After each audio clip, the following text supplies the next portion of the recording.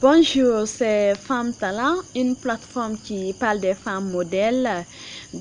Aujourd'hui, Femme Talent est en direct avec Oumou Kouyaté depuis Sigui. Qui est cette femme? Qu'est-ce qu'elle fait comme activité? Quel a été son parcours jusqu'à nos jours? Femme Talent et Oumou Kouyaté, suivez le podcasting. Bonjour madame. Bonjour, Que pouvez-vous nous dire sur votre identité? je vous dis merci. Je m'appelle Madame Fofana Oumou Kouyaté. Je suis journaliste animatrice culturelle au sein du groupe Dabo Media de Seguiri. Quel poste occupez-vous au sein du groupe Dabo Media? Évidemment, et j'étais tout récemment la directrice générale du groupe Dabo Media de Seguiri. Mais compte tenu de ma préoccupation, parce que pour une telle responsabilité, il faut avoir un maximum de temps pour mieux exercer ce poste. Donc, j'ai jugé nécessaire de démissionner en tant que directrice générale. Mais je suis toujours là au sein de cette boîte en animant mes émissions, en m'occupant des choses des plus utiles au sein de cette entreprise parce que j'ai vu qu'en occupant la tête de cette entreprise, je ne pouvais pas mieux m'adonner comme il se doit. Quelles sont les émissions que vous animez? Bon, j'anime une émission intitulée Kawalawala et je suis l'une des animatrices. D'ailleurs, je suis la seule voix féminine de cette émission. Et j'ai une émission aussi pour divertir un peu les auditeurs qui se passe tous les mercredis à partir de 12h appelée Mandé Midi. Et j'ai ensuite une émission qui se passe les samedis et appelée Vie privée et confidence. Parlez-nous de votre parcours scolaire. En fait, j'ai tout d'abord commencé par Conakry, au groupe scolaire Papa Job. J'ai commencé de la maternelle jusqu'en sixième année. Et juste après, je suis venue au lycée Sophonia, là où j'ai fait la septième, huitième. Et vu que mon papa a construit à la cimenterie, donc il était question maintenant de m'approcher de plus de ce quartier parce que vu cimenterie n'est pas loin de Sophonia, mais mon père a jugé nécessaire de me trouver encore une autre école à la cimenterie pourvu que j'aille suivre mes cours. Et sur ce, je suis allée à un complexe scolaire appelé aussi et Maudit Job. Donc, j'ai fait la neuvième année. Et de là, je suis venue à Cancan en vacances en 2006 auprès de ma grand-mère maternelle, mon homonyme Oumou Touré. Et de là, j'ai fait le brevet en 2006. Et après le brevet, je suis allée encore à Conakry. J'ai fait la comptabilité gestion à Nako Chabate, vu que j'étais soumise à des exigences de foyer. Mais j'ai vu, c'était pas ça mon rêve. Mon rêve était de devenir quelqu'un de meilleur. Mon rêve était de faire un jour un métier de mon choix. Donc, j'ai quitté le lycée Nako Diabaté. Je suis venue à l'intérieur de la Sigui en 2007 auprès de ma tante maternelle. Donc, de là, j'ai continué mes études. J'ai fait la 12e année au lycée Kankoumoussa et la terminale. J'ai eu mon bac en 2009.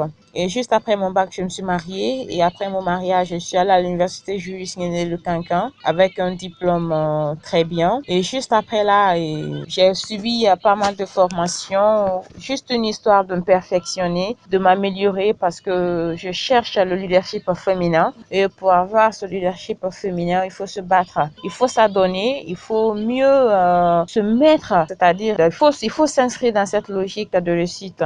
Quelle option avez-vous faite au lycée? Au lycée, j'ai fait les sciences sociales. À l'université?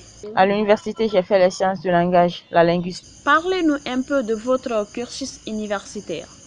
Mon parcours universitaire n'a pas été du tout facile, vu que j'étais déjà une femme au foyer, parce que partager le foyer avec l'école, c'est très très difficile. Donc, il était question pour moi de sacrifier un tout petit peu mon bonheur familial. Donc, j'ai laissé mon mari à Seguiling et je suis restée définitivement à Cancan, parce que mon mari, il a tout fait pour que je réussisse. Donc, et sur ce, il m'a laissé à Cancan aux côtés de ses parents. Je suis restée, j'ai fait mes universités. C'était pas évident et de préparer, de faire la cuisine, d'apprendre ses leçons et d'aller à l'école, d'avoir une esprit tranquille et tout. Donc, c'était pas du tout évident. Mais néanmoins, j'ai su quand même relever ce défi parce que c'est un défi. Et le mariage et puis l'école, c'est un défi. Dites-nous comment avez-vous géré votre vie conjugale et le boulot?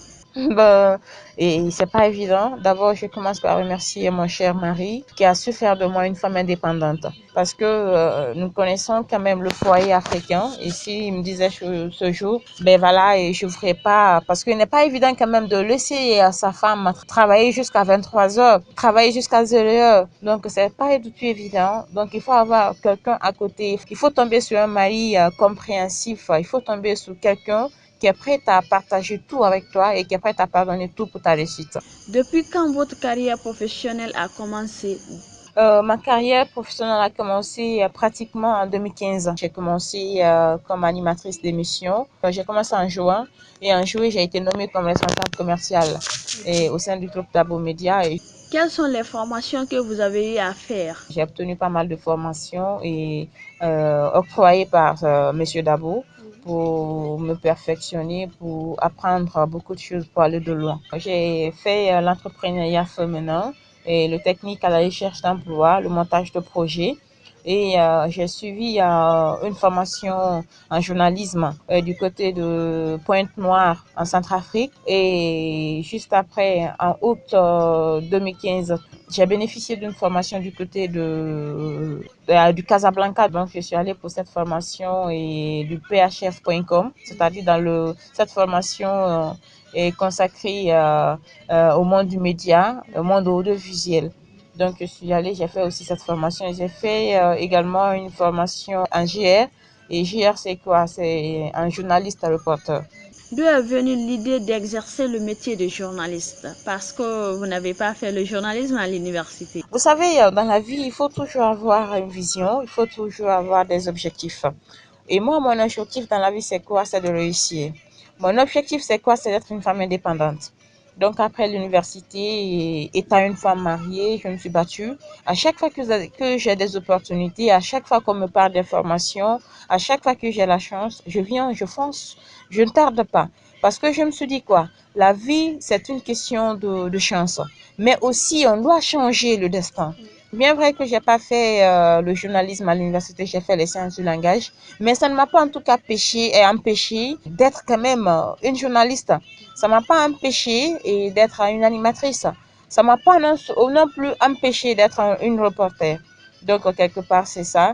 Et si vous me demandez que d'où sort cette idée, moi je me dis qu'en tout cas c'est mon destin, je suis mon destin. Et ce destin aujourd'hui me permet de faire de moi ce que je veux.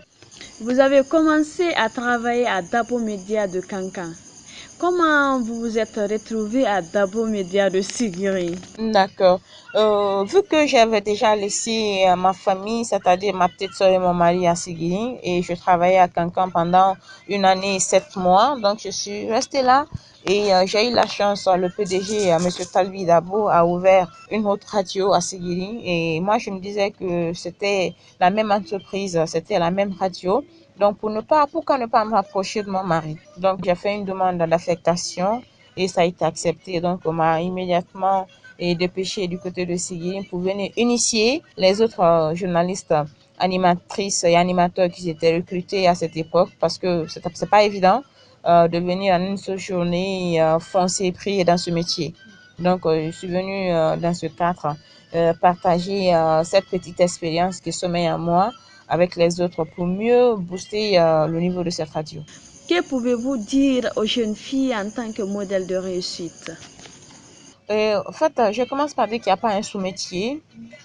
Tout métier est bon. Mais il faut être une femme mieux, pour être une femme